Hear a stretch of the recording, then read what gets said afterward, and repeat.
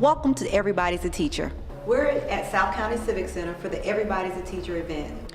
Everybody's a Teacher is a statewide initiative that we've taken here in Palm Beach County to look at what's going on with our children in care and to ensure that they are having the best education possible. The challenges are huge, but I am convinced that this group is up for the challenge.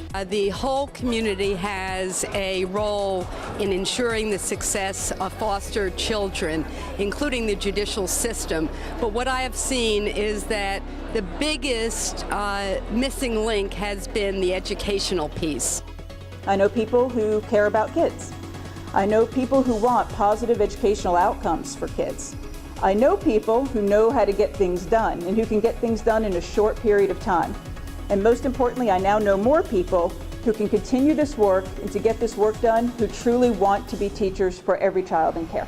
Please help teens graduate from high school on time. Please help us get ready for college. How can you do that? We need more help than we're getting. Tutoring, encouragement, support, love. Students in foster care have a hard time dreaming about the future. They don't know what lies ahead for them. We've all heard that it takes a village to raise a child, and oh, it truly does.